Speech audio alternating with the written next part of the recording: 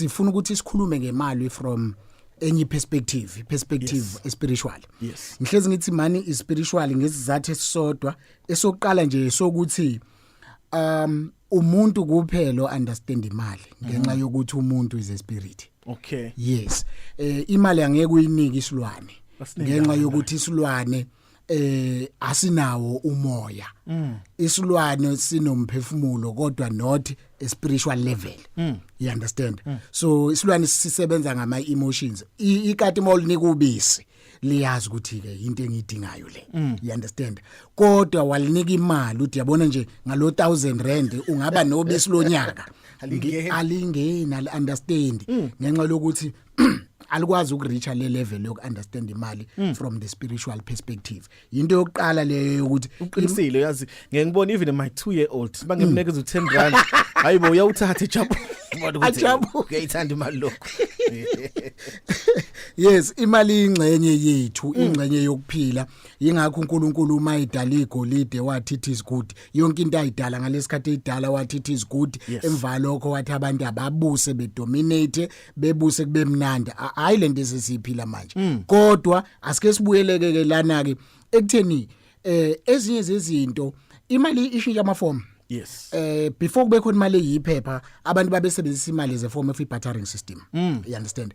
Yashintsha imali from bartering system kwangena ini amacoin kwangena imali yephepha manje. Nayo eyayi note eyayi represent ukuthi une gold noma isilver engana. That is why irand lidala uma ufunda inote yalo lalibhala ukuthi the bearer of this note has a claim ePretoria. Okwakusho ukuthi uma uphethe note eyagcina seyimali ke manje ingasa represent igolide yasuka lapha imali yaba digital yabo umuntu ethi imali yami isekhadini umuntu athi imali yami e-wallet omunye uthi isesikhwameni yingakho inama forms amaningi ngoba fanele uunderstand ukuthi iform yemali isuke representa what is behind of which is spirit. That is why into esibiza ukuthi spirit of poverty kuyinto existayo khona indawo ongaya kuzo ngeyuphumelele kuzona ngoba umoya waleyo ndawo nje umoya wobu ne-poverty nje ungafika uphethe yonke into obuza indodana yolahleko eyahamba iphethe yonke into kwafika ushifika endaweni yafika endaweni enomoya omubi kwaphela konke yayinako kodwa yathi mayiphukele emoyeni wasekhaya ufike yabona kanti wafuthi konke lokho kwakho uyabona ukuthi ezizinto ziyahamba ngomoya wani we-environment yingakho khona abantu othi mawusondele eduze kwabo ubone ukuthi umoya wami ngathi manje ugejile. But ke ngifuna ukubuyela la ukuze understand ukuthi imali spiritual iqala kwi-vision. Inga iBhayibheli lithi write down the vision and run with it. Fanele uqale ube ne spiritual vision ngamanye amazwe une vision financial ukuthi I believe I can be a millionaire. Ukubhale phansi and hold it. You understand? Usayibuka lento ngani ngeso lani likamoya. Ivision akekho ibonayo ngaphandle komuntu edlala kuyena. Uyena umuntu osukuyibona kuyena sokuyi reality show yakhe. Yokuthi future yami ngale vision ngiyayigraft ukuthi be kanje. Kodwa nginayo into kumoya wami ethi ngizoba i-millionaire angazi kanjani. Angithi ke yayizinkulumo yakithi nginawo umoya wami othi ngizoba i-millionaire. Ungawuphikisi ke lo moya ke ngokuthi abanye abantu abayikholwa lento wena oyikholayo ngoba bayiboni lento osukuyibona. Sina wonke ama vision umuntu uthi ngine vision ukuba u-engineer but akabi ne vision ukuthi ngifuna ukuba i-vision ukuba financially stable or ngibe prosperous financially. Bese isuka from i-vision iya ku-imagination. Imagination lithi iBhayibheli God is able to do more exceedingly above what we imagine. So i-vision isi enhanced ukuthi every day you keep it alive by imagining it. Kunomuntu ongazimagine as achieve. Yayoza lona ibone lento kuimagine imali spiritual ubone lento ukuthi yabona khona umuntu ehleze ethi mhlangane imali ngiyokwenza ukuthi nokuthi akhohlwe ukuthi akabe nayo manje before abe nayo physical. You understand? Ngokuyivision ayibona achieve azibona ukuthi yazini ngiyasibona ngihlala ezinga ngiyasibona ngihlala ko Hillcrest ko Kingslington ngiyasibona ngihlala ko Bhalito usahlala esinqabini kodwa uyayibona. You understand lonto impilo ngeke iye la ongaziboni ukhona enye izinto engithi angigcizelele ngakuneBhayibheli lithi onakho unikwa kuvame onganakho uphucwa nokuncane nakho ezizinto siqale sibe nazo la emoyeni kuqala ukuze sizinike kuvame enyameni yenye into engithi ngiyigcizelele leyo kodwa ke sesinayo ivision siyamajina sinamaphupho we need to work it out lithi iBhayibheli ongasebenzi angadli yingakho we need to work it out usuku nosuku thatha nje improve 1% towards achieving your financial goals 1% learn something new ethinta imali usuku nosuku bese emva lokho uyayikhuluma mangithi uyayikhuluma ukukhuluma ku spiritual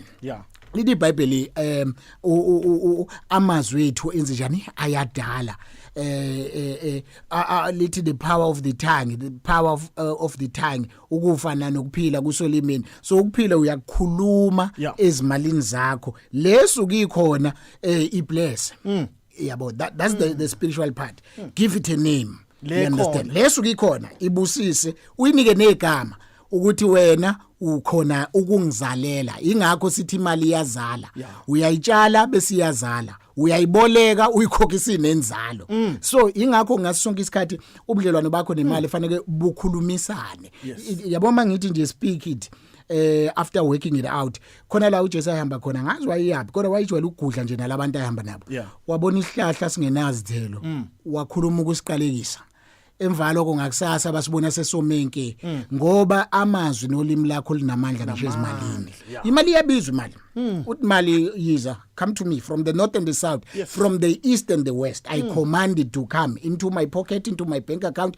angithi lezo zinto lezo usazikhuluma wena uyazikonditiona nje ukutheni yabona ngiyayilwa lapha kumoya ukuze physically kube yinto ekhona esuke seyi right masidlule kuyikhulumeni ezinye izinto ke ziyazibiza ukuthi ayi uziprophesy ngithe namhlanje sikhuluma ukuthi money is spiritual uprophesy emalini khona lo mjida la eBhayibhelini owathi mayefika kulento le emgodini wamathambo omileyo uHezekeli bathi waya ka prophesy amathambo ahlangana ezizinto ezimali zohlangana ngesikhathi uyiprophesy uthi ngiyayibona yes uthi hayi ngiyayibiza uthi le business lami kulonyaka lizolenza imillion le business kulonyaka ngizoyithola ipromotion ezonyusa umholo wami uyayiprophesy lento ofuna ukuyibona yenzeka ngenxa yokuthi uma ungakuprophesy khona abayiprophesy into embi kuwe abangafuni ukubona yenzeka osebenza nabo abafuni ukubona upromote you understand so mawuthula bona bazokhuluma kwenzeke okwabo ngoba bayakhuluma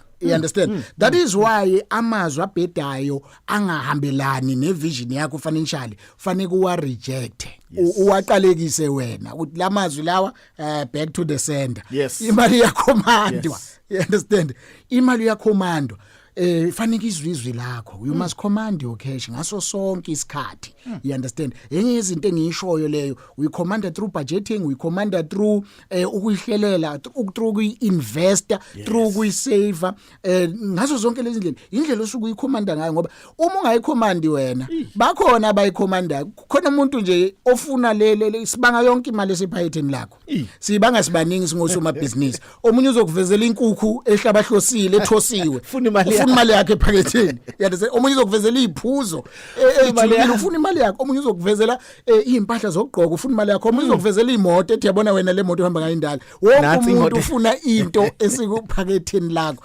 yingakho ke fanele uyicommande ngendlela izwe wena you understand but before sifike lapho you must skill yourself financial skills are very important you understand income skills are very important ngoba mayifika fanele ifike kumuntu oskillful ukwenze njani ukuyimanage ukuyikhulisa yabona lonto kuyiphatha ngendlela nokuyisebenzisa kahle yabona so ayikho into ebalekile nje ukuthi sidevelop ama skills ukuze mina ngikwazi ukuthola imali fanele ngidevelop iskills sami seproperty ukuze ngikwazi ukuthola imali fanele ngidevelop iskills sami sokubhala ukuze ngikwazi ukuthola imali fanele ngidevelop iskills sami sokwakha iskills sami sokufundisa so ukuze imali responda to iskill osukunaso ngaso isikhathi so wonke umuntu unaso iskill wonke umuntu akasifuni iskill sakhe akalifuni italent akasifuni isipho sakhe ukuthi siphi angakwazi ukuthi uma esishare nomphakathi waseNingizimu Afrika sikwazi ukuthi kube khona imali esimenzela yona uma umuntu ku social media ngiyaye ngithi mina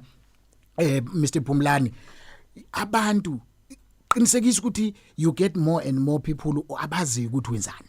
Mawuna ama followers awu 100,000 lawo ma followers ashintsha ngaba ama followers kuba ama customers skill sakho ayikhokhele into sokuyifaka as content kuba ukuthi iyakhokhela ngenxa yokuthi inetwork osuke sewunayo ngisho noma kuthiwa mawuna ama followers ayi million noma kuthiwa wenza i1 from each follower bonke labantu laba i-million lelo bheka ke wena ukuthi siphi skill esingasidevelop kulama abantu eba u200,000 abangifollowayo ukuthi nje ngenza u10 kumuntu nomuntu ongilandelayo yabona imali le uyabona ukuthi imali ngabonile ama followers akho ukuthi hayi hamba ngeligiya ngabonile lapha ku Facebook so siyalinganisa ukuthi lama follower lawa aclick athi like ngoba khona interest ayithola yes bheka ke ekutheni yipi into mina engathi mangibanikeza yona ngo10 umuntu eminye ngikwazi ukuthi egcineni lo 10 times abantu abo 50,000 abangilandelayo khona into ethile ngiyitholayo ngiyasubscribe manje umunye umuntu khona icontent oyikhipha iye kubantu abasubscribeile kuphela so izinto lezi kumele sizidevelop ngokama skills but more than that you must believe I can do it I can achieve this level ngiyangithi believe hamsana nokuthi mama uhlala phansi njengamanje uthi unyaka wami financial year wami uqala manje after kuzwa le message ngizohlala phansi ngithi in the next 12 months nansi into engifuna ukuyiachieve I have a firm belief ukuthi I can achieve a million rand in the next 12 months so ku achieve a million rand ngi break it down into 12 months kusho ukuthi fanele ngenyanga ngenza ama sales amalini ngi break it down into 30 days into every day into weekly kanjalo ungabi nehaba buka ukuthi ikuphi engakathena noma kwesisikhathi ngithi ngifuna ukureach million but ngihluleka ureach but ngiyobe ngisukile la ngikhona yes kwenye indawo ngikwenye indawo so enye izinto ibelieve abanye abantu ke bathi mabe believer behluleke ukureceive yingakho ibelieve fanele ukuthi yonke into uyikholelwayo uyireceive ingakafiki yingakho sithi money spiritual ngoba uqale wayithola emoyeni wayibona udriver leya moto wayibona uhlala kule ya mansion wayibona uwenza ama choices amahle ngemali you understand lawo wazi khona ukuthi ngaso inkani mazolokhu rehasha udlala amaphutho owenzile in the past azokufrustrate akugqilaza emqondweni kodwa recorrect them mentally emva lokho ke sizokwazi ukuthi impilo iphumelele okugcina sesivala ngiyayithanda mawuthi bamba seniyavala inamandla kakhulu yabona every day mangikulalela usuthi bamba seniyavala ngifuna umlaleli ke manje abambe sengivala asimanifest kubalekile ukuthi kuyo yonke into ekhulekelayo oyibonayo ngamehlo engqondo nangokwevision manifest it uyimanifesta kanjani ngokuthi ke nyathela la ufuna ukunyathela khona ukuhlala khona ngamanye amazwi yabona kunabantu namandla le kunabantu uMoses nganomoses nomJoshua but oyedwa wabo okwathi masebezongena ezweni silesithembiso kathiwa Moses uthumela ama spice kathiwa aningeni yonyathela niyobuka lapha ezweni bese nibuya ne report you understand so namhlanje ngithi uma ufuna umuzi hamba onyathela emzini kunama show house on Sunday awunamali uyo manifest kodwa hamba onyathela ngiyonyathela yohlolizwe elithi iBhayibheli la inyoni yathela khona you possess you understand ngithe money spiritual hamba yonyathela yabona unephupho lokudriver iPorsche Mercedes Benz hamba onyathela ngena ukutest driver ku free awukhokhi test drive ungakhohle ukushaya nesithombe neselfie uphakathi ngoba senginyathela you understand leyo nto uma ubuka ukuthi yazi ngelinye ilanga ngiyafisa ukuswenka ayikho into wrong oqoqa kahle nukamnandi lezi izinto ezikulethela nje izinto ezimnandi empilweni yes geza swenka qoqa phuma endlini ungasebenzi ungabizelwe interview phuma endlini uyoma emasangweni wenkampani ufuna ukuyisebenzela nyathela uyobingelela ama security uwatshela ukuthi ngiyabuya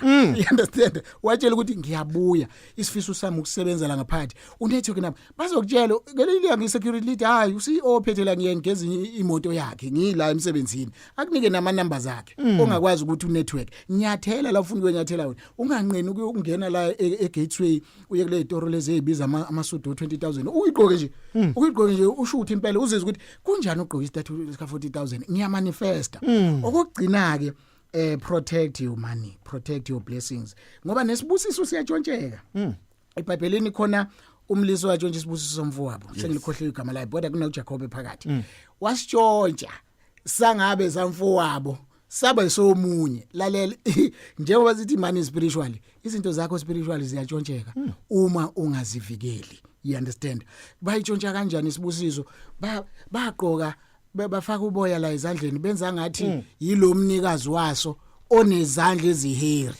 Yes. Wathi lo baba mayizokhuluma isibusiso waqala wahambisa izandla emfila, you understand ukuthi uye yini. Lalela, sometimes abantu abafuna ukutshontsha ibusiness lakho bastudisha wena ukuthi wenzani bese benza lento oyenzayo. Yes. You understand? Unga give up ngokubabona benza ngenxa yokuthi wena umnikazi wayo. Yeah. So ezinye izinto uthi uqalo nje uzenza phumlani kube khona umuntu oyikopelayo yonke into oyenzayo ufuna ukuyenza. Yonke into oyenzayo iproject oyiqalayo ufuna ukuyiqala. Lo muntu ufuna ukutshontsha into yakho ngenxa ukuthi ustadisha wena bese ufuna ukwenza lokho wenza ngoba uyazi ukuthi wena umuntu wesibusiso. Ngamanye amazwi uzivikela nangomthandazo, uzivikela nangokuhlala ezwini, ukhumbule ukuthi before imali ibe khona physically iqala kumnikazi wayo esithi igolide nesilver lengene kaThixo. Emva kalokho ke bese thina siba sithi ama steward ukuthi sibambe into yomnikazi. Yes. So namhlanje ke awukukhulekela ukuthi uNkulunkulu usekuthembe ngazo zonke izimpi, wakuthemba ngezilingo manje akakakutheste ngemali. Nkosi. Akakakuthembe ngemali. Kade ungilinga ngezinye izinto. Awungithembe ngo6 million Nkosi. Awungilinge ngo10 million. Kade ngilinga manje. Awungilinge ngoba nami kube ngoNkulunkulu ngabe ngiyakupha lelo 6 million. You understand? Mfethu sitshela inkampani yakho nokuthi masikudinga sikufonela kanjani sikuthola kanjani. I-page lethu ku Facebook obviously i-company yethu Wealthy Republic Group, but i-platform esifundisa ngayo NGO ibizwa ukuthi Money Republic Education. Ungayicheck enkundleni zokuxhumana Facebook, TikTok sikhona as Money Republic, and uma neminye imibuzo ungangi-emaila kusiboniso@moneyrepublic.co.za, and ngu-WhatsApp futhi othi 073 2111442 073 yonke imibuzo ngaba nayo ungakwazi ukuyithumela khona ukuze sikwazi futhi ngesikhathi ezayo sikhulume ngayo leyo nto kuleli thuba. Thank you so much mfowethu, the CEO womphathi walapha ya esikhuluma nayo uMr Siboniso Mtshali, so phela futhi